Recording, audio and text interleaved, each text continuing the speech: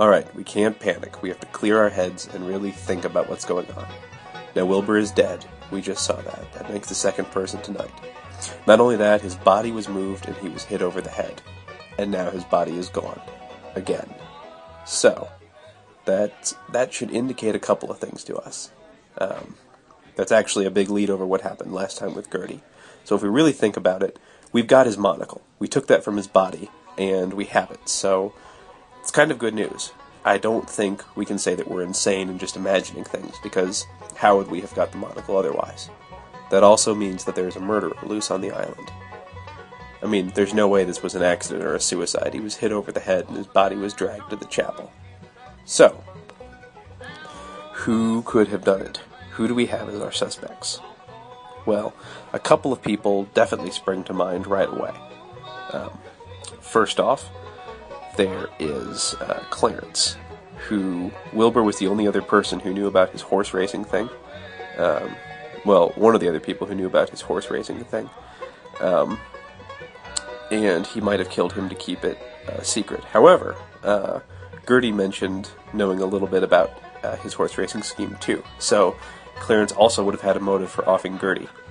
That makes him a fairly compelling suspect. Now, Gloria might have killed Wilbur because Wilbur knew about her secret as well, her medical history. We're not sure what that is yet, but it was enough that she's extremely worried about it coming out.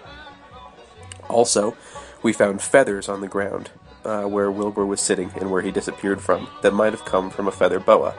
That certainly seems like, at least, it might have come from Gertie's boa. Gloria's boa. However, Gloria has no motive for killing Gertie, so that one is more of a stretch. Now, it could be that there's multiple murderers, but we don't know. Finally, it could be Colonel DeJean. While we don't specifically know why he'd want to off everybody that he has so far, one theory might be that he can walk, so he's clearly in a lot better health than he's been letting on. And the person who would know about that most would presumably be his doctor.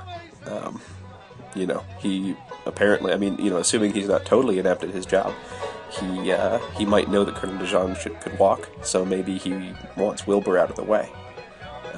Gertie mentioned earlier that Colonel DeJean was not what he seemed, and certainly seemed to think he was up to something, so maybe she was getting too close to the truth too, and had to be eliminated for that reason. So, that's that pretty much in a nutshell. Now, what is left that we don't know?